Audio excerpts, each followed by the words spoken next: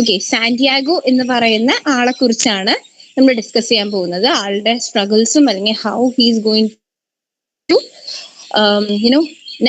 he's never struggle or he's giving his best to not to get defeated എന്ന് പറയുന്ന ഒരു aspect ആണ് deal ചെയ്യാൻ പോകുന്നത്. But before getting into that, we'll discuss about the author, the setting, and all other aspects. അത് കഴിഞ്ഞിട്ട് നമുക്ക് plot സമ്മറിയിലേക്ക് കടക്കാം കേട്ടോ. So first we are going to talk about Ernest Hemingway. Okay, Ernest Hemingway ആണ് ഈ ഒരു ബ്യൂട്ടിഫുൾ നോവൽ എഴുതിയിരിക്കുന്നത്, Old Man and the Sea. And basically this is not a novel, it's a novella. Okay, it's a novella ആണ്. Novella എന്ന് പറയുന്നത് ഒരു short novel ആണ്. Okay, നമ്മൾ നോവലായിട്ട് നിങ്ങൾ കൺഫ്യൂസ്ഡ് ആവരുത്, നൊവല്ലയാണത്. ഇതൊരു ഷോർട്ട് നോവലാണ്. ഓക്കെ, ശരിക്കും നിങ്ങൾക്ക് തന്നെ സുഖമായിട്ടിരുന്ന് വായിക്കാവുന്ന ഒരു നോവലാണ്. മിക്കവരും വായിച്ചിട്ടും ഉണ്ടായിരിക്കും, നിങ്ങളുടെ UG അല്ലെങ്കിൽ PG ഡേയ്സിലൊക്കെ ചിലപ്പോൾ വായിച്ചിട്ടുണ്ടായിരിക്കും. It's a very short novel, but a wonderful novel. Okay, novella, sorry. And this is written by Ernest Hemingway, who has won the Nobel Prize in 1954. Okay, 1954 അദ്ദേഹം നോബൽ പ്രൈസ് ജയിച്ചിരിക്കുന്നത്. അതുപോലെ തന്നെ ഈ ബുക്കിന് അതായത് old man and the സീക്ക് 1953 Pulitzer prize കിട്ടിയിട്ടുണ്ട്. Okay, ഈ Pulitzer prize എന്ന് പറയുന്നത് I M sure you all are familiar. Pulitzer prize വേറെ ഒന്നുമല്ല, നമ്മുടെ അമേരിക്കൻ വർക്കുകൾക്ക് it can be a play, it can be a short story, it can be a fiction, or it can be a poem. ഇപ്പൊ നമ്മുടെ കേരള സാഹിത്യ academy award എന്നൊക്കെ പറയുന്ന പോലെ, അല്ലെങ്കിൽ സാഹിത്യ അക്കാദമി അവാർഡ് എന്നൊക്കെ പറയുന്ന പോലെ തന്നെ കൊടുക്കുന്ന ഒരു പ്രൈസ് ആണ് പ്യുലിറ്റ്സർ പ്രൈസ്. അമേരിക്കൻ വർക്ക്സിന് കൊടുക്കുന്ന ഒരു പ്രൈസ് ആണ് Pulitzer Prize, and this work is being awarded in the year 1953. It's important. Okay, your objective kind of questions is important ആയിരിക്കും. 54 അദ്ദേഹത്തിന് നോബൽ പ്രൈസ് കിട്ടിയിരിക്കുന്നത്. അത് അഗെയിൻ ഇമ്പോർട്ടന്റ് ആയ കാര്യം എന്തുകൊണ്ടാ വെച്ചാല് ഈ ഒരു വർക്ക് സോറി കേൾക്കുന്നില്ലേ? ഓഡിബിൾ അല്ലേ? ഓക്കെ, ഈ ഒരു വർക്ക് വളരെ ചെയ്തിട്ടുണ്ട് for Hemingway winning this particular award. Okay, so that is one thing that you have to keep in mind.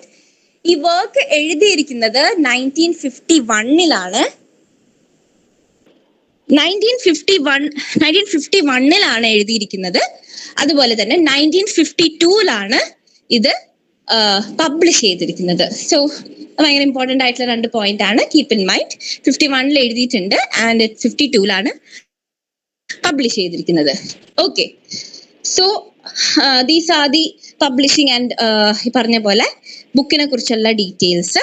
Now let's get into the author's summary or author's biography. Okay, so എന്താണ് Hemingway എന്ന് പറയുമ്പോൾ തന്നെ I am sure നിങ്ങൾ ഏതെങ്കിലുമൊക്കെ വർക്കും, ചിലപ്പോൾ old man and the sea ആയിരിക്കാം, അല്ലെങ്കിൽ ഫാബിൾ ടു ആംസ് ആയിരിക്കാം, അല്ലെങ്കിൽ സൺ ഓൾസോ റൈസസ് ആയിരിക്കാം. So there are lot of works which is really important of Hemingway.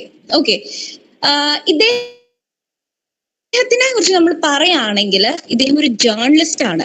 Okay, he's a journalist. Okay, and he's also ഭയങ്കര അത്ലറ്റിക്സിലും അദ്ദേഹം ഭയങ്കര ഒരു സ്പോർട്സ്മാൻ ആണെന്നും പറയാം. ഓക്കെ, അതുപോലെ തന്നെ ഷോർട്ട് സ്റ്റോറി റൈറ്റർ ആണ്. ആൻഡ് ബേസിക്കലി ജേർണലിസ്റ്റ് എന്ന് പറയുന്ന, and he has also worked in വാറിൽ അദ്ദേഹം ഒരു മിലിറ്ററി പേഴ്സൺ ഒക്കെ ആയിട്ട് പോയിട്ടുണ്ട്. കാരണം നമുക്ക് ഊഹിക്കാം അല്ലെ, നമ്മുടെ ഫസ്റ്റ് വേൾഡ് വാർ അല്ലെങ്കിൽ സെക്കൻഡ് വേൾഡ് വാറിന്റെ ഒക്കെ ശേഷമാണ് ഈ ഒരു ബുക്ക് പബ്ലിഷ് ചെയ്തിരിക്കുന്നത്. 1950 തന്നെ ആ ഒരു കാലഘട്ടമാണ് അല്ലെ. ആ ഒരു വേൾഡ് വാറിന് ശേഷം ഉണ്ടാവുന്ന ഒരു ഡിസോറിയന്റേഷൻ കാര്യങ്ങളൊക്കെയാണ് നമുക്ക് ആ കാലഘട്ടത്തിൽ കാണാൻ പറ്റുന്നത്. So I'm coming to the next point, and that is lost generation. Right, lost generation എന്ന് പറയുന്ന ഒരു ടേം ഗെട്രൂഡ് സ്റ്റൈൻ ആണ് അത് ഇൻട്രൊഡ്യൂസ് ചെയ്തിരിക്കുന്നത്. നോട്ട്സ് തരാം നിങ്ങൾക്ക്. ഓക്കെ, ഗെട്രൂഡ് സ്റ്റൈൻ ആണ് ഈ ഒരു വേർഡ് ഇൻട്രൊഡ്യൂസ് ചെയ്യുന്നത്. What does generation mean? Can anyone tell me? Let me see that anybody can tell me, അല്ലെങ്കിൽ ഞാൻ പറയാം. നിങ്ങൾ ഫെമിലിയർ ആണോ ലോസ്റ്റ് ജനറേഷനെ കുറിച്ച്?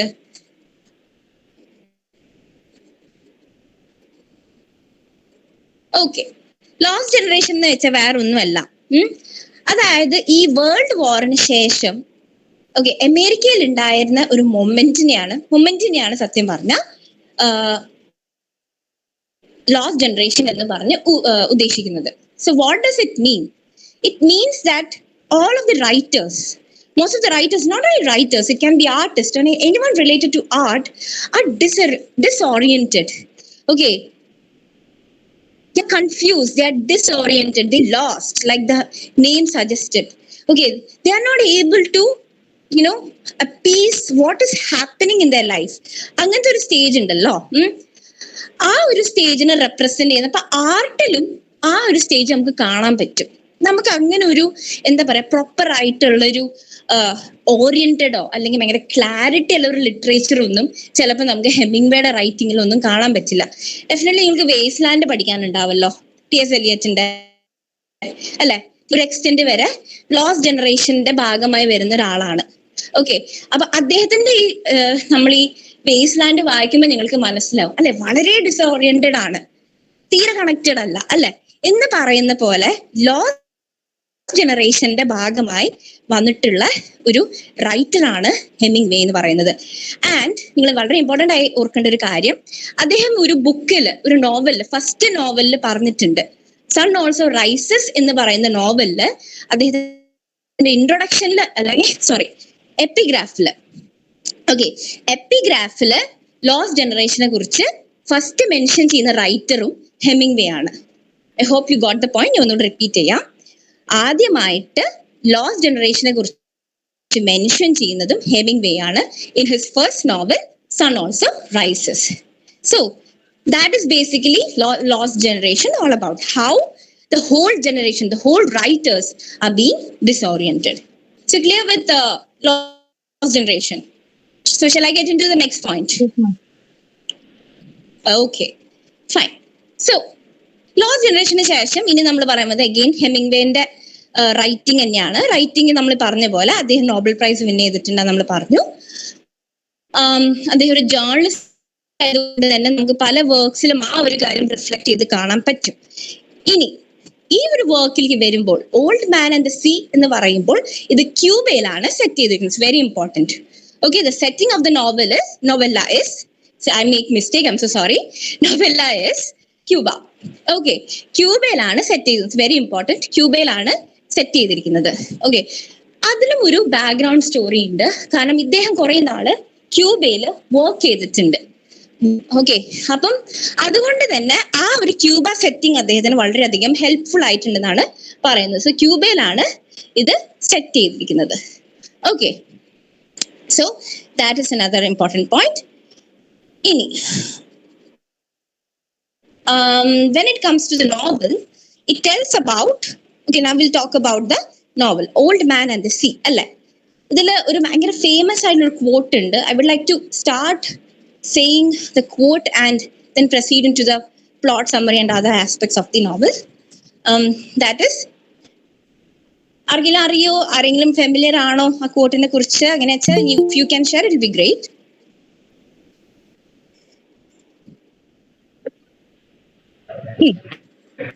Yes. Cannot be Sorry? Man can be destroyed, cannot be defeated. Yeah, that's it. Man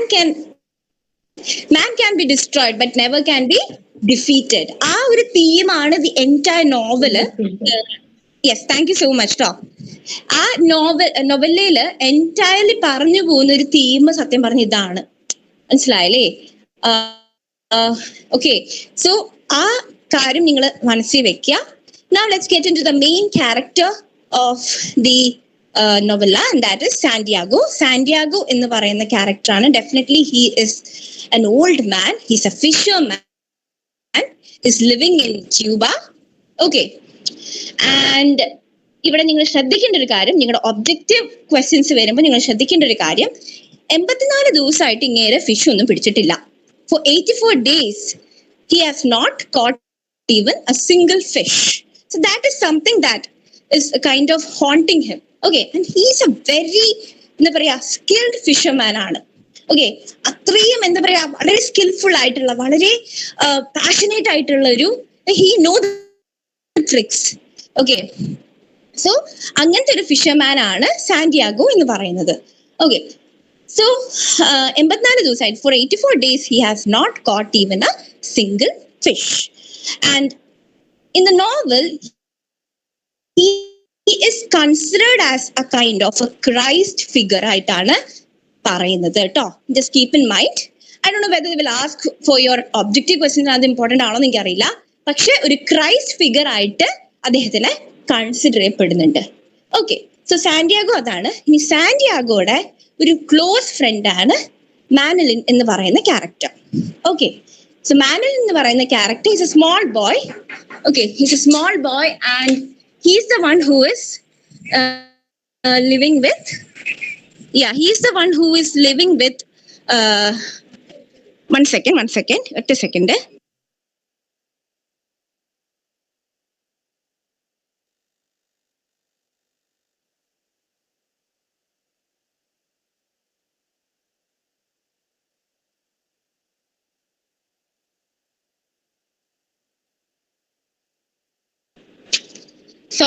Sorry for the interruption. കേൾക്കുന്നില്ലേ? Yes, ma'am. Yeah. So മാനലിൻ എന്ന് പറയുന്ന character ആണ് ഇവിടെ അദ്ദേഹത്തിന്റെ ഒരു ക്ലോസ് ഫ്രണ്ട് ആയിട്ട് നിൽക്കുന്നത്. And he wants to be trained by our own Santiago. Okay, ഒരു നല്ല ഫിഷർമാൻ ആയിട്ട് ട്രെയിൻ ചെയ്യാൻ ആഗ്രഹിക്കുന്ന ഒരു പയ്യനായിട്ടാണ് നമുക്ക് കാണാൻ പറ്റുന്നത്. ഓക്കെ, ബട്ട് ഹിസ് ഫാമിലി അല്ലെങ്കിൽ മാനലിന്റെ അച്ഛനായാലും ആരും അത് അത്രയ്ക്ക് നല്ലോണം പ്രോത്സാഹിപ്പിക്കുന്ന ഒരു കാര്യമില്ല. They are not happy doing it. Okay, because they feel that Santiago is a failure now.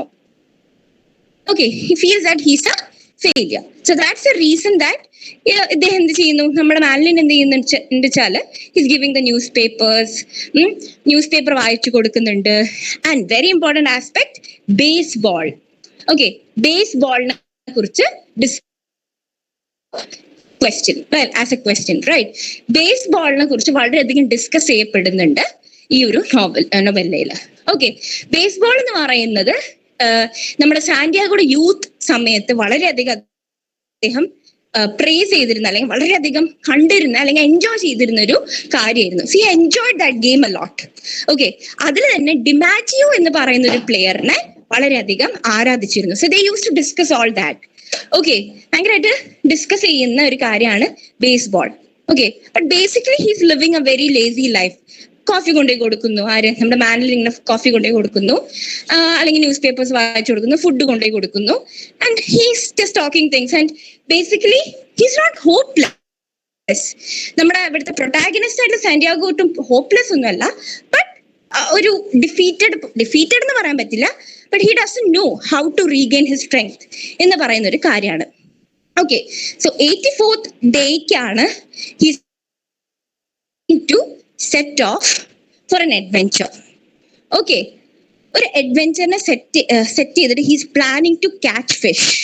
Okay, being an old man, being എന്താ പറയാ, everyone proclaims him as a failure, but he decides that he will definitely catch a fish. അങ്ങനെയാണ് നമ്മുടെ Santiago boat എടുത്ത് പോകുന്നത്. Okay, so that is an encounter or maybe an adventure that he oceanലേക്ക് കടക്കുമ്പോൾ he experiences a lot of things. Okay, he experiences kind of എന്താ പറയാ, delusion experience ചെയ്യുന്നുണ്ട്, hallucination experience ചെയ്യുന്നുണ്ട്. Okay, അതുപോലെ തന്നെ ഓരോ ഫിഷിനെ ക്യാപ്ചർ ചെയ്യാൻ ശ്രമിക്കുമ്പോഴും അതൊക്കെ ഒരു അത്രയ്ക്ക് അത് സക്സസ്ഫുൾ ആവുന്നില്ല. ഓക്കെ, അവസാനം he captures മാർലിൻ എന്ന് പറയുന്ന ഒരു ഫിഷിനെ ക്യാപ്ചർ ചെയ്യുന്നത്. It's very important. നിങ്ങളുടെ എക്സാം പോയിന്റ് ഓഫ് വ്യൂലും ഇറ്റ്സ് വെരി ഇമ്പോർട്ടൻറ്റ്. ഓക്കെ, ആ ഒരു ഫിഷിനെയാണ് ക്യാപ്ചർ ചെയ്യുന്നത്. ഓക്കെ, ആ ഫിഷിന്റെ പ്രത്യേകത എന്ന് വെച്ചാൽ ഇറ്റ്സ് ദാറ്റ് ഹ്യൂജ്. ഓക്കെ, പല സമ്മറികളും പല നോട്ട്സും പ്രകാരം 18 inches ഉണ്ട്. Okay, so it's very important. 18 inches എന്നുള്ളത് നിങ്ങൾ എന്തായാലും നോട്ട് ചെയ്ത് വെക്കണം. 18 inches ഉള്ള ഒരു ഫിഷിനെയാണ് ഇദ്ദേഹം ക്യാപ്ചർ ചെയ്യുന്നത്. But that is not easy, right?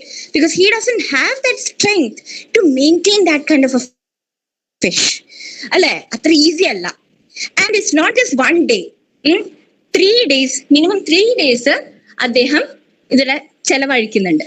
Okay, ആ ഒരു ഫിഷിനെ തരാൻ വേണ്ടിയിട്ടുണ്ടാക്കുന്ന സ്ട്രഗിളും അല്ലെങ്കിൽ തിരിച്ച് എങ്ങനെ അതിനെ എന്താ പറയാ, when he just wants to prove himself that he's not a failure, that he has captured such a big fish.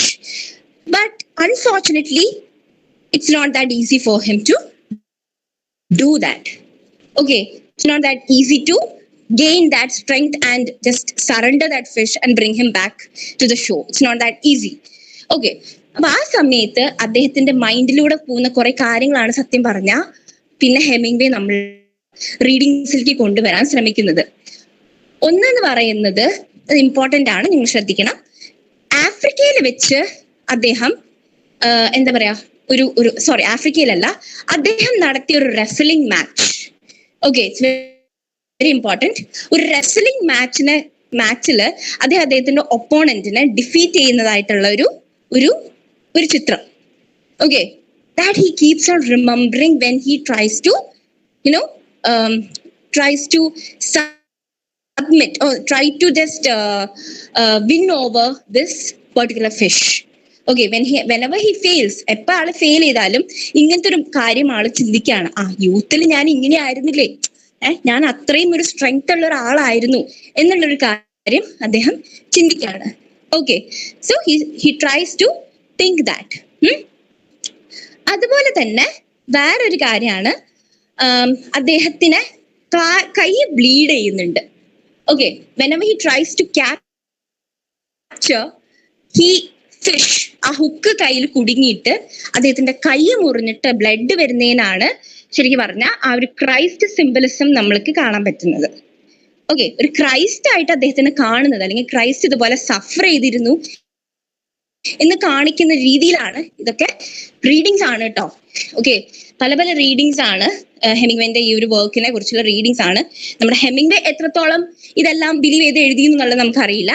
But most of the critics say that here Santiago is kind of A cry ആയിട്ടാണ് കാണുന്നത്.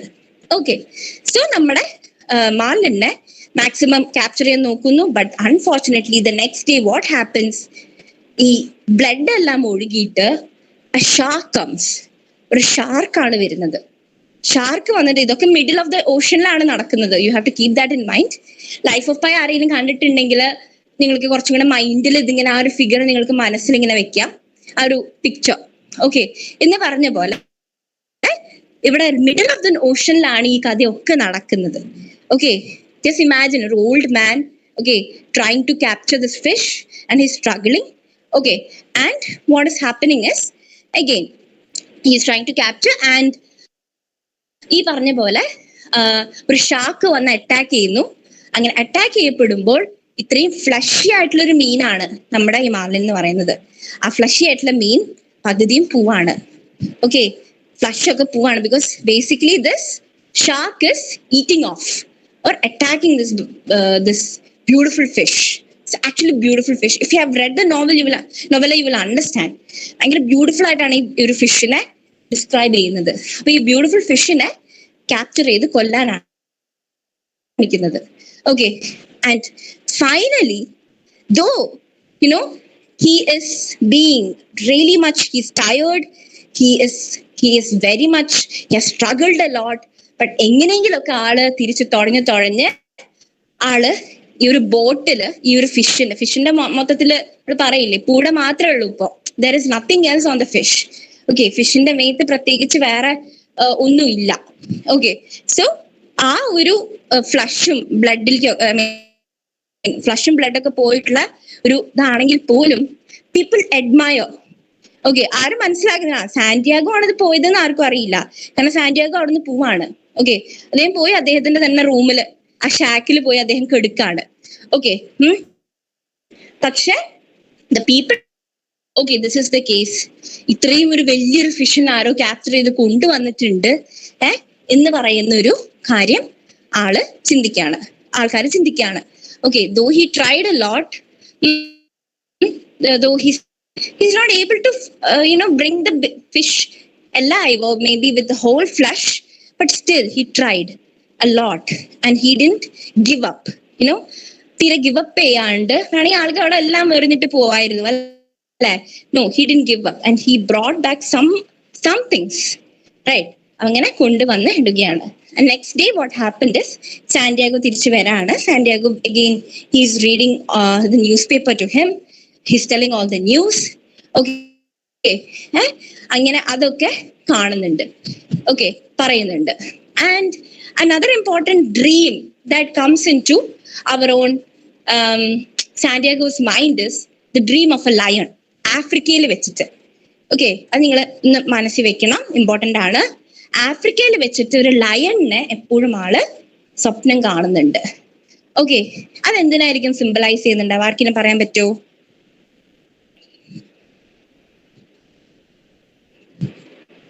Can anyone just tell me that what lion represents in Santiago's life?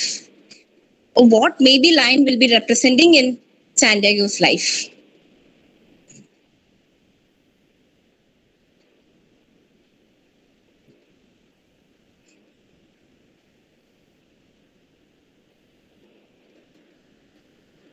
Anyone? Any suggestions?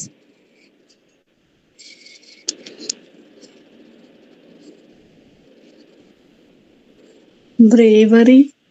Yes, bravery അല്ലേ, bravery. അതുപോലെ തന്നെ അദ്ദേഹത്തിന്റെ യൂത്തിന്റെ സമയത്ത് അല്ലെ, യൂത്തിലെ സമയത്ത് അദ്ദേഹം അത്രയ്ക്കും ഒരു ലയൺ ഉണ്ടായിരുന്ന ഒരു സ്പിരിറ്റ് എന്തായിരുന്നോ, അതേ സ്പിരിറ്റ് ആയിരുന്നു സത്യം പറഞ്ഞാൽ അദ്ദേഹത്തിന് ഉണ്ടായിരുന്നത്, റൈറ്റ്.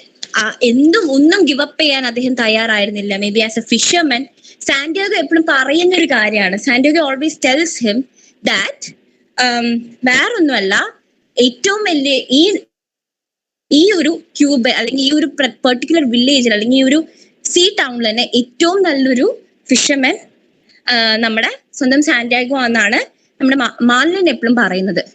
ഓക്കെ, സോ ആ ഒരു കാര്യം, ആ ഒരു ആസ്പെക്റ്റ് ആണ് മേ ബി ആ ഒരു ലയൺ എന്ന് പറയുന്ന ഒരു കാര്യം സിംബലൈസ് ചെയ്യുന്നത്. അഗെയിൻ ഇതൊക്കെ ക്രിട്ടിക്കൽ റീഡിംഗ് ആണ്, ക്രിട്ടിക്സിൻ്റെതായിട്ടുള്ള റീഡിംഗ് ആണ്.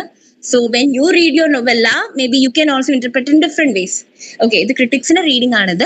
ഓക്കെ, സോ ലയൺ എന്ന് പറയുന്ന ഒരു കാര്യം പറയുന്നതും കുറെയൊക്കെ ഇതാണ്, അദ്ദേഹത്തിന്റെ യൂത്ത് അല്ലെങ്കിൽ അദ്ദേഹം എത്രത്തോളം ബ്രേവ് ആയിരുന്നു, കറേജസ് ആയിരുന്നു, he never use to give up on anything എന്ന് പറയുന്ന ഒരു കാര്യമായിരിക്കും അവിടെ റെപ്രസെന്റ് ചെയ്യുന്നുണ്ടാവുക. ഓക്കെ, പിന്നെ സോ ഇതാണ് പ്ലോട്ട് സമ്മറി എന്ന് പറയുന്നത്. Now when we get into the themes and symbolisms, നമ്മൾ ഒരു സിംബലിസം പറഞ്ഞു, ക്രൈസ്റ്റ് എന്ന് പറഞ്ഞിട്ടുണ്ടായിരുന്നു, ക്രോസ് പറയുന്നുണ്ട്. സോറി, അത് ഞാനൊന്ന് പറയട്ടെ. ക്രോസ് എന്ന് പറയുന്ന ഒരു സിമ്പിൾ വരുന്നുണ്ട്. ക്രോസ് വരുന്നത് ഇദ്ദേഹത്തിന്റെ ഒരു ബോട്ടിനെ കുറിച്ചാണ് പറയുന്നത്. ഓക്കെ, ബോട്ടിൽ എങ്ങനെയാണ് ക്രോസിനെ അല്ലെങ്കിൽ ക്രോസിനെ പോലെ ആണ് ബോട്ടിനെ സിംബലൈസ് ചെയ്തിരിക്കുന്നത്, ബോട്ടിന്റെ ഷേപ്പും കാര്യങ്ങളൊക്കെ സിംബലൈസ് ചെയ്തിരിക്കുന്നത് കുറെയൊക്കെ ഒരു ക്രോസ് മാതിരിയാണ്. സോ അതുകൊണ്ടാണ് ക്രോസിന്റെ അല്ലെങ്കിൽ ബോട്ടിന്റെ കാര്യം പറയുന്നത്. ഓക്കെ, അതിന് സിംബലൈസ് ചെയ്തിരിക്കുന്നത് ഇങ്ങനെയാന്നുള്ളത്. Okay, that is one thing. ഇനി സെക്കൻഡ് കാര്യം എന്ന് പറയുന്നത് ഞാൻ മുന്നേ പറഞ്ഞതാണ് നിങ്ങളുടെ അടുത്ത്, ക്രൈസ്റ്റ് എങ്ങനെയാണ് റെപ്രസെന്റ് ചെയ്തിരിക്കുന്നത്, അതായത് ഇദ്ദേഹത്തിന് ഒരു ക്രൈസ്റ്റ് സിമ്പിൾ എന്നുള്ള രീതിയിലാണ് റെപ്രസെന്റ് ചെയ്തിരിക്കുന്നത്. അഗെയിൻ ആ ബ്ലീഡിങ് ഹാൻഡ്സ്, അതുപോലെ തന്നെ നിങ്ങൾ നോവല വായിച്ചിട്ടുണ്ടെങ്കിൽ നിങ്ങൾക്ക് മനസ്സിലാക്കാൻ പറ്റും, ഇദ്ദേഹം എന്താ പറയാ, ഹീസ് ആക്ച്വലി പ്രേയിങ്, റൈറ്റ്. അദ്ദേഹം പ്രേ ചെയ്യുന്നുണ്ട്, he's actually praying and holy മേരിയോട് അദ്ദേഹം pray, like he just wants to capture the fish. That's it. That is like self proving himself. Like he don't want to prove anyone else. ആരും വേറെ പുറത്തുള്ളവരെയോ അല്ലെങ്കിൽ ചുറ്റുള്ളവരെയോ ഒന്നും prove ചെയ്യാൻ വേണ്ടിയിട്ടല്ല. He just wants to prove himself and show him that he is the best. മനസ്സിലായില്ലേ?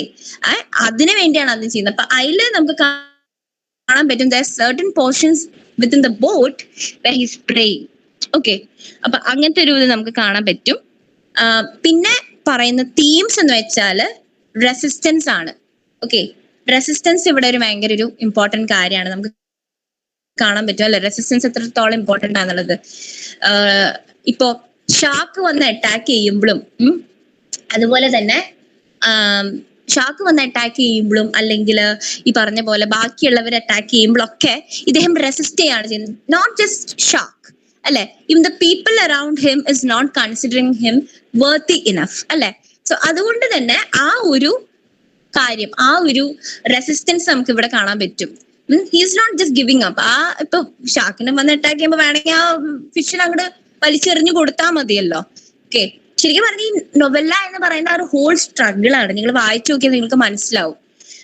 അതായത് ഒരു ശരിക്കും പറഞ്ഞ whole pages is how he's struggling with the shark in order fish.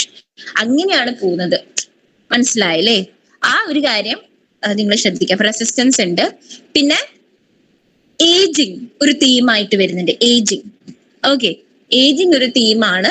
Again നമുക്കറിയാം ഏജ്ഡ് ആവുമ്പോൾ ഉണ്ടാവുന്ന മേ ബി ഈവൻ ഇഫ് ആ Santiago is strong enough, it doesn't mean that it reflects on his body. അല്ല, ആ ബോഡിയിൽ അത് reflect ചെയ്യണമെന്ന് ഒരു നിർബന്ധമില്ല. അഗെയിൻ അത് നമുക്ക് ഈ നോവൽ വായിക്കുമ്പോൾ മനസ്സിലാവും നിങ്ങൾക്ക്. there are certain parts in the novel where he gets extremely tired. ഭയങ്കര ടയേർഡ് ആവുന്ന ചില സംഭവങ്ങളും വരുന്നുണ്ട്. Okay, so that is then youth പറയുന്നുണ്ട്. യൂത്ത് അഗെയിൻ ഞാൻ നിങ്ങളോട് നേരത്തെ പറഞ്ഞ പോലെ ലയണിനെ റെപ്രസെന്റ് ചെയ്യുന്നത്, അല്ലെങ്കിൽ അദ്ദേഹത്തിന് ബേസ്ബോൾ എങ്ങനെയായിരുന്നു അദ്ദേഹം വ്യൂ ചെയ്യുന്നത് അല്ലെങ്കിൽ വ്യൂ കാണുന്നത് എന്നൊക്കെ ഉള്ളത് ശരിക്കും അദ്ദേഹത്തിന്റെ യൂത്തിൽ ഉണ്ടാവുന്ന ഒരു സംഭവം നമുക്ക് കാണാൻ പറ്റും. പിന്നെ കറേജ് വരുന്നുണ്ട്. നമ്മൾ ഓൾറെഡി പറഞ്ഞു പോയൊരു തീമാണ്. റെസിസ്റ്റൻസ് പോലെ തന്നെ courage is also an important theme. Okay, ഇനി ഒരു ചെറിയ ഇന്റർപ്രിട്ടേഷൻ കൂടെ ഞാൻ പറയാം, then we will have A discussion. Interpretation എന്ന് വെച്ചാൽ ഈ ഒരു നോവലിനെ നമുക്ക് വേറെ രീതിയിലും കൂടെ വ്യൂ ചെയ്യാൻ പറ്റുന്നത് വേറെ ഒന്നുമല്ല. അതായത് ഒരു ക്രിട്ടിക്സ് ഒരു ഇപ്പം നമ്മുടെ സ്വന്തം ഹെമിംഗ്വേ ഈ ഒരു നോവല എഴുതി കഴിഞ്ഞാൽ, ഈ നോവല തന്നെയല്ല ഏത് വർക്ക് എഴുതി കഴിഞ്ഞാലും even though it is a masterpiece, എത്ര ഒരു മാസ്റ്റർ പീസ് ആണെങ്കിലും അല്ലെങ്കിൽ അത്രയും ഹാർട്ട് ആൻഡ് സോൾ കൊടുത്തിട്ടുള്ള വർക്ക് ആണെങ്കിലും അതിനെ എന്താണ് കീറി മുറിക്കാൻ വിധേയമായിരിക്കും അല്ലെ. Especially the critics may just tear it apart, അല്ലേ? Or they might just read it in different ways and will have their own interpretations. എന്ന് പറഞ്ഞ പോലെ ഈ ഒരു കാര്യം തന്നെയാണ്. ഈ ആ ഒരു ഡെലേമിങ് കൂടി ഇതിൽ വരുന്നുണ്ടോ എന്നുള്ളത് ഒരു ക്രിട്ടിക്കിന്റെ റീഡിംഗ് ആയിട്ട് നമുക്ക് കാണാൻ പറ്റും. ഓക്കെ, ഹെറോൾഡ് ബ്ലൂമിനെ നിങ്ങൾ ഫെമിലിയർ ആണോ എന്ന് എനിക്കറിയില്ല. ഹെറോൾഡ് ബ്ലൂം എന്ന് പറയുന്നത് വളരെ ഫേമസ് ആയിട്ടുള്ള ക്രിട്ടിക്കാണ്. അദ്ദേഹത്തിന്റെ ഒരു, നിങ്ങൾക്ക് ടൈം ഉണ്ടെങ്കിൽ നിങ്ങൾക്ക് അറിയില്ല എക്സാമിന് എത്രത്തോളം ഇമ്പോർട്ടന്റ് ആണെന്ന് എനിക്ക് അറിയില്ല, പക്ഷെ ഹെറോൾഡ് ബ്ലൂമിന്റെ ഇതുപോലെ തന്നെ അദ്ദേഹത്തിന്റെ ഒരു റീഡിംഗ് ഉണ്ട് ഈ ഒരു വർക്കിന്. Just Herald Bloom old man and the see അടിച്ചു കൊടുത്തു കഴിഞ്ഞാൽ നിങ്ങൾക്ക് വർക്ക് കിട്ടും, PDF ആയിട്ട് കിട്ടും. അതില് you can find different reading or how even ഓരോ സെന്റൻസുകളെ ഡിഫറെന്റ് ആയിട്ട് ഈ ക്രിട്ടിക്ക് ഹെറോൾഡ് ബ്ലൂം പറയുന്നുണ്ട് കേട്ടോ. ഓക്കെ, അതൊരു അഡീഷണൽ ഇൻഫർമേഷൻ ആണ്, നിങ്ങളുടെ എക്സാം ഓറിയന്റഡ് ഒന്നും അല്ല, ജസ്റ്റ് ഞാൻ പറഞ്ഞു മാത്രം. Okay, then another important aspect is yes, പിന്നെ ഐസ്ബർഗ് റൈറ്റിംഗ് എന്ന് പറയുന്ന ഒരു സ്റ്റൈലാണ് ഈ ഒരു റൈറ്റിംഗ് സ്റ്റൈലിൽ നമുക്ക് കാണാൻ പറ്റുന്നത്. ഓക്കെ, ഐസ്ബർഗ് റൈറ്റിംഗ് നിങ്ങൾ ജസ്റ്റ് ഒന്ന് നോട്ട് ചെയ്ത് വെച്ചാൽ മതി. ഐസ്ബർഗ് ഞാൻ നോട്ട്സ് തരുമ്പോൾ തരും ചെയ്യാം കേട്ടോ. ഐസ്ബർഗ് റൈറ്റിംഗ് എന്ന് പറയുന്ന റൈറ്റിംഗ് ആണ് ഇതിൽ ഹെമിംഗ്വേ അപ്ലൈ ചെയ്തിരിക്കുന്നതെന്നാണ് പറയുന്നത്. Okay, yes. പിന്നെന്താണ്, ഇതൊക്കെയാണ് ഇതിന്റെ ഒരു പ്ലോട്ട് സമ്മറി ആയിട്ട് വരുന്നതും. Basically that's nothing like summary എന്ന് പറയാനില്ല. It's about how the person is fighting with the whole world or maybe with the nature, right? നമ്മൾ മനുഷ്യനാകുമ്പോൾ നമ്മൾ എങ്ങനെ ഫൈറ്റ് ചെയ്യുന്നു, നമ്മൾ എങ്ങനെ സ്ട്രഗിൾ ചെയ്യുന്നു, and we are not even one ഒരു സെക്കൻഡ് പോലും we won't give up എന്ന് പറയുന്ന ഒരു സ്പിരിറ്റ് ഉണ്ടല്ലോ, ഒരു ഫയറി സ്പിരിറ്റ് ഉണ്ടല്ലോ, അതാണ് സാന്റിയാഗോയിലൂടെ ഹെമിംഗ്വേ കൊണ്ടുവരാൻ ശ്രമിക്കുന്നത്. ഓക്കെ, സോ ഇതൊക്കെയാണ് ഈ ഒരു വർക്കിനെ കുറിച്ച് എനിക്ക് പറയാനുള്ള എന്റെ ഇൻഫർമേഷൻസ്. നിങ്ങൾക്ക് എന്തെങ്കിലും ഷെയർ ചെയ്യാനുണ്ടെങ്കിൽ please come forward, you can definitely share.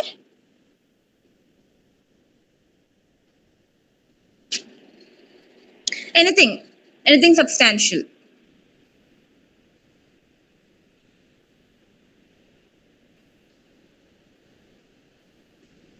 പിന്നെ ജസ്റ്റ് ഒരു ഒബ്ജക്റ്റീവ് കാര്യങ്ങളൊന്നും കൂടി ഒന്ന് പറഞ്ഞിട്ട് നിങ്ങളോട് ചോദിക്കാം. ഒരു മിനിറ്റ്. 84 days എന്നുള്ളത് എപ്പോഴും ഓർത്ത് വെക്കുക. ഓക്കെ, 84 days ആയിട്ട് അദ്ദേഹത്തിന് ഒന്നും ഒരു ഫിഷ് പോലും ക്യാപ്ചർ ചെയ്യാൻ പറ്റിയിട്ടില്ല എന്നുള്ളത് ഓർത്ത് വെക്കുക. ഡെഫിനറ്റ്ലി ദ ക്യാരക്ടേഴ്സ് നെയിംസ് ഓർത്ത് വെക്കുക. ഓക്കെ, ദെൻ ഓൾസോ ബേസ്ബോൾ അത്രയും ഇമ്പോർട്ടന്റ് ആയിട്ടുള്ള ഒരു കളിയാണ് അദ്ദേഹത്തിന്. So maybe a question can be asked, right? So baseball എന്നുള്ളത് നിങ്ങൾ ഓർത്ത് വെക്കുക. And also the lion that is appearing in his dream, the wrestling match that is again which appears in his dream, right? പിന്നെ ആ ഫിഷിന്റെ കാര്യം ഓർത്ത് വെക്കുക. ഷാർക്കാണ് മാർലിനെ attack ചെയ്യാൻ വരുന്നത്, അത് ഓർത്ത് വെക്കുക. ഓക്കെ, അത് മറക്കരുത്. ഷാർക്കാണ് അറ്റാക്ക് ചെയ്യാൻ വരുന്നത്, റൈറ്റ്? ഇതൊക്കെയാണ് ഒബ്ജക്റ്റീവായിട്ട് ഈ ഒരു വർക്കിൽ നമുക്ക് ഫീൽ ചെയ്തിട്ടുള്ള കുറച്ച് കാര്യം. പിന്നെ ന്യൂസ് പേപ്പേഴ്സും കോഫിയാണ് സത്യം പറഞ്ഞാൽ നമ്മുടെ സാന്റിയാഗോയുടെ അടുത്ത് നമ്മുടെ മാൻലിൻ കൊണ്ടുവരുന്നത് കഴിക്കാനായിട്ട്, അല്ല കമ്പനിക്ക് വരുമ്പോ അതൊക്കെയാണ് കൊണ്ടുവരുന്നത്. സോ അതും ജസ്റ്റ് ഓർത്ത് വെക്കുക. ക്യൂബയിലാണ് സെറ്റ് ചെയ്തിരിക്കുന്നത്. Don't forget that. Setting is in Cuba, അത് ഓർത്ത് വെക്കുക. ഇതൊക്കെയാണ് ഒബ്ജക്റ്റീവ് ഇതിൽ എനിക്ക് ഫീൽ ചെയ്തത്. ഇനി നിങ്ങൾക്ക് എന്തെങ്കിലും കോൺട്രിബ്യൂട്ട് ചെയ്യണമെങ്കിൽ നിങ്ങൾ പറഞ്ഞോളൂ. Do you have anything? I M sure you will be having. Ma'am, സാന്റിയാഗോയുടെ ഏജ് വല്ലതും സ്പെസിഫൈ ചെയ്ത് പറയുന്നുണ്ടോ? ഇല്ല, ഏജ് സ്പെസിഫൈ ചെയ്ത് പറയുന്നില്ല എന്നാണ് എൻ്റെ ഒരു ഉറപ്പ്. ഞാൻ വായിച്ചതിൽ എൻ്റെ ഒരു ഉറപ്പ് അങ്ങനെയാണ്. എന്തെങ്കിലും ഉണ്ടെങ്കിൽ ഞാൻ നിങ്ങളോട് പറയാം കേട്ടാ. അതുപോലെ മാം, ഈ ജയൻ മാർലിന് പിടിക്കാനായിട്ട് എത്ര ദിവസമാണ് സ്പെൻഡ് ചെയ്യുന്നത് സീല്? 3 days ആണ് സ്പെൻഡ് ചെയ്യുന്നത്.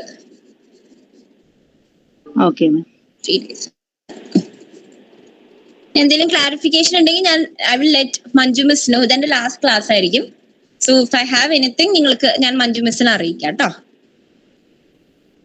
പിന്നെ വേറെന്തെങ്കിലും ഡൗട്ട്സോ ഇതുപോലെ എന്തെങ്കിലും ഒരു ക്ലാരിഫിക്കേഷൻ എന്തെങ്കിലും?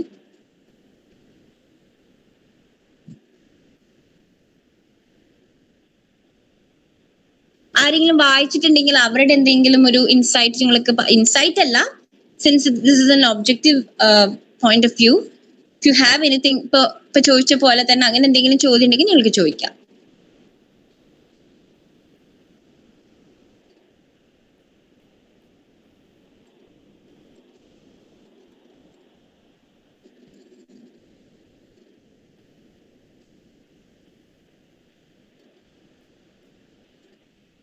മാം, സാന്റിയാഗോയുടെ നേറ്റിവിറ്റി പറയുന്നുണ്ടോ? എന്താ പറയുന്നുണ്ടോ?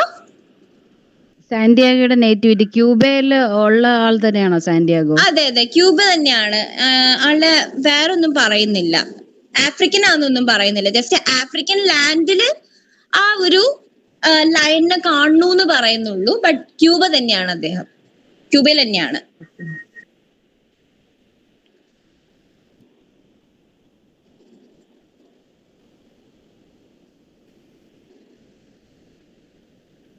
വേറെന്തെങ്കിലും?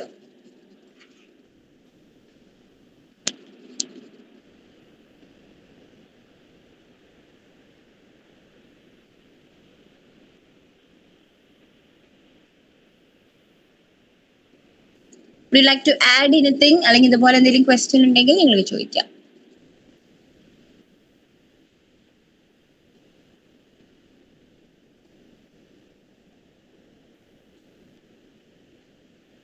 ഇയേഴ്സ് ജസ്റ്റ് ഒന്ന് ഓർത്ത് വെക്കണേ. 1951 എഴുതിയിരിക്കുന്നത്, 1952 പബ്ലിഷ് ചെയ്തിരിക്കുന്നത്, 1953 പ്യുലിറ്റ്സർ പ്രൈസ്, 1954 ഹെമിംഗ്വേക്ക് നോബൽ പ്രൈസ് കിട്ടിയിരിക്കുന്നത്. 51, 52, 53, 54 അത് ഓർത്താൽ മതി. അടുത്തടുത്തുള്ള കൊല്ലങ്ങൾ തന്നെയാണ്. ഓക്കെ, കൺഫ്യൂസ്ഡ് ആയി പോകരുതെന്നേ ഉള്ളൂ. ചിലപ്പോൾ അങ്ങനത്തെ ചോദ്യങ്ങളൊക്കെ ചോദിച്ചു എന്ന് വരാം. പറഞ്ഞ പോലെ എക്സാമിന് ഏത് കൊല്ലാണ് എഴുതിയിരിക്കുന്നത്, അല്ലെങ്കിൽ നമ്മളിപ്പം ഈ പറഞ്ഞ പോലെ ഭയങ്കര ഫിലോസഫിക്കലൊക്കെ ആയിട്ട് നോക്കിയെങ്കിലും നിങ്ങൾക്ക് ചോദ്യം വരാൻ പോകുന്നത് ചിലപ്പോൾ ഈ പറഞ്ഞ പോലത്തെ ക്വസ്റ്റ്യൻസ് ആയിരിക്കും, റൈറ്റ്? ഏത് കൊല്ലത്തിലാണ് പബ്ലിഷ് ചെയ്തിരിക്കുന്നത് എന്നൊക്കെ ആയിരിക്കും വരാം. സോ ഈവൻ ഇഫ് നമ്മൾ നോട്ട്സിൽ പറഞ്ഞാലും പറഞ്ഞില്ലെങ്കിലും പ്ലീസ് നിങ്ങളും അതൊന്ന് ശ്രദ്ധിക്കുക, അങ്ങനത്തെ ഡീറ്റെയിൽസ് ഒക്കെ. ഓക്കെ, 51, 52, 53, 54 പ്യുലിറ്റ്സർ പ്രൈസ് 53 ഓർക്കാം. ഓക്കെ, നമ്മളിപ്പോ ഡിസ്കസ് ചെയ്തിരിക്കുന്ന മിക്ക വർക്ക്സും 3 വർക്ക്സും പ്യുലിറ്റ്സർ പ്രൈസ് വിന്നിംഗ് ബുക്സ് ആണ് ആക്ച്വലി. ഇപ്പൊ ടോണി മോറിസന്റെ ആണെങ്കിലും അതുപോലെ തന്നെ ഇപ്പോ നമ്മുടെ ഡെത്ത് ഓഫ് ദ സെയിൽസ്മാൻ ആണെങ്കിലും ഇപ്പൊ ഈ വർക്ക് ആണെങ്കിലും പ്യുലിറ്റ്സർ പ്രൈസ് വിന്നിംഗ് ബുക്സ് തന്നെയാണ് നമ്മൾ ഡിസ്കസ് ചെയ്യുന്നത്.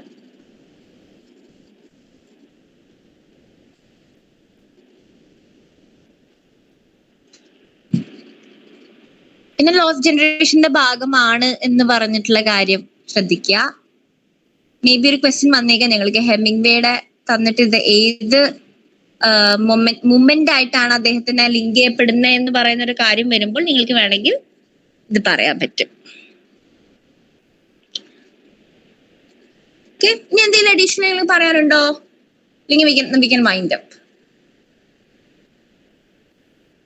ഡൗട്ട്സ് എന്തെങ്കിലും ചോദിക്കാനുണ്ടോ? ഭയങ്കര സ്വീറ്റ് നോവലിനാണ്. So you have time you can read it. അല്ലെങ്കിൽ പറഞ്ഞ പോലെ നോട്ട്സ് നോക്കുക, ഡീറ്റെയിൽ സമ്മറി നോക്കി കഴിഞ്ഞാൽ പ്രിപ്പറേഷൻ ഫോർ ദിസ് വർക്ക് എനിക്ക് തോന്നുന്നത്. അഗെയിൻ പബ്ലിക്കേഷൻ ഡേറ്റ്സും കാര്യങ്ങളൊക്കെ ശ്രദ്ധിക്കുക. ഓക്കെ, ആ ടൈമില് റൈറ്റിംഗ് കരിയറുമായിട്ട് എന്തെങ്കിലും റിലേഷൻ ഉണ്ടോ? അങ്ങനെ ഞാൻ എവിടെയോ വായിച്ചിട്ടുണ്ട്. ഒരു അലിഗറി. അത് ഞാൻ നേരത്തെ പറഞ്ഞായിരുന്നു ആ പോയിന്റ്. അതായത് ഈ ഒരു വർക്കിന്റെ ഒരു വേറെ റീഡിങ്ങും അങ്ങനെ പറയുന്നുണ്ടെന്ന് ഞാൻ പറഞ്ഞായിരുന്നു. അതായത് ഒരു മാസ്റ്റർ പീസ് നമ്മൾ പ്രൊഡ്യൂസ് ചെയ്താലും ക്രിട്ടിക്സ് ചിലപ്പോൾ ആ മാസ്റ്റർ പീസിനെ കീറി മുറിച്ചേക്കാം. ഞാൻ പറഞ്ഞിട്ടുണ്ടായിരുന്നു, അങ്ങനത്തെ റീഡിങ്ങും അതിന് പറയുന്നുണ്ട്. റൈറ്റ്. അപ്പോ ആ ഒരു കാര്യം വേണേ നമുക്ക് ഇവിടെ പറയാനും പറ്റും. അത് എത്രത്തോളം നമുക്ക് ഇതായത് പറയാൻ പറ്റില്ല. ബട്ട് 50s അത് എഴുതിയിരിക്കുന്നത്. ഇപ്പൊ 1920s സോറി ഞാനത് വിട്ടുപോയി തോന്നുന്നു പറയാം. 1920s സത്യം പറഞ്ഞാൽ ഈ ഒരു 20s തൊട്ടുള്ള കാലഘട്ടം തൊട്ടാണ് ലോസ്റ്റ് ജനറേഷൻ എന്ന് പറയുന്ന ഇത് നമുക്ക് കാണാൻ പറ്റുന്നത്. ആഫ്റ്റർ ഫസ്റ്റ് വേൾഡ് വാർ അല്ലെ, ഫസ്റ്റ് വേൾഡ് വാറിന് ശേഷമാണ്. ഓക്കെ, അപ്പൊ അതിനുശേഷം സെക്കൻഡ് വേൾഡ് വാർ വന്നു, എല്ലാം കഴിഞ്ഞിട്ടാണ് ഈ പറയുന്ന വർക്ക് മൂപ്പർ എഴുതിയിരിക്കുന്നത്. സോ അതിന്റെ ഇടയിൽ he might have gone through a lot of പറഞ്ഞ പോലെ പല ക്രിട്ടിക്സും അദ്ദേഹത്തിന്റെ വർക്ക്സിനെ കീറി മുറിച്ചിട്ടുണ്ടായിരിക്കും, പല വർക്ക്സിനെ. അപ്പൊ അത് പറഞ്ഞ പോലെയാണ് ഈ ഒരു വർക്ക് സാന്റിയാഗോനെ വേണമെങ്കിൽ നമുക്ക് ഹെമിംഗ്വേ ആയിട്ടും വേണമെങ്കിൽ ലിങ്ക് ചെയ്യാമെന്നുള്ള രീതിയിലും പറയുന്നുണ്ട്. ഒരു മാസ്റ്റർ പീസ് ആണ് produce ചെയ്തിച്ചാലും it might not be considered as a masterpiece and it may get attacked by the critics.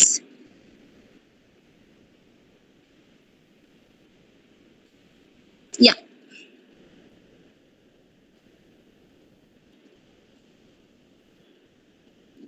Anything else?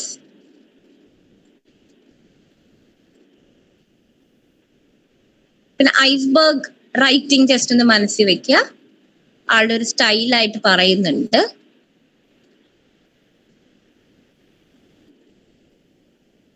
Okay, so shall we wind up? Okay Manju മിസ്സേ.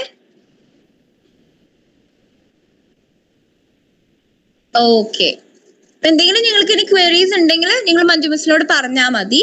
ഞാൻ നോട്ട്സ് എന്തായാലും ഇവിടെ ആരുടെയും കയ്യിൽ ഞാൻ കൊടുക്കാം, 3 നോട്ട്സിന്റെയും. ഓക്കെ, സോ അപ്പോൾ this will be my last session. So thank you so much. Okay, എനിക്കറിയില്ല എത്രത്തോളം നിങ്ങൾക്ക് കൺവിൻസിങ് ആയെന്ന് എനിക്ക് അറിയില്ല ഞാൻ എടുത്തതൊക്കെ. പക്ഷെ ഈ പറഞ്ഞ പോലെ എന്തെങ്കിലും ഡൗട്ട്സോ എന്തെങ്കിലും ക്വയറീസ് ഉണ്ടെങ്കിൽ നിങ്ങൾക്ക് ഡെഫിനറ്റ്ലി നിങ്ങൾക്ക് എന്നെ കോൺടാക്ട് ചെയ്യാം. ഞാൻ എടുത്ത പോർഷൻസിൽ നിങ്ങൾക്ക് എന്തെങ്കിലും ഡൗട്ട്സ് ഉണ്ടെങ്കിൽ നിങ്ങൾക്ക് എന്നെ കോൺടാക്ട് ചെയ്യാം. You can take my number from Haseena or Manju miss or Jithin. അപ്പൊ ഇവരുടെ ആരെങ്കിലും കയ്യിൽ നിന്ന് നമ്പർ എടുക്കാൻ പറ്റും. ഓക്കെ, അപ്പൊ നിങ്ങൾ നമ്പർ എടുത്തു കഴിഞ്ഞാൽ ഞാൻ എന്തെങ്കിലും ക്വയറീസ് ഉണ്ടെങ്കിൽ ഞാൻ ചെയ്യാം കേട്ടോ. So thank you. Thank you ma'am. Thank you so much. Thank you.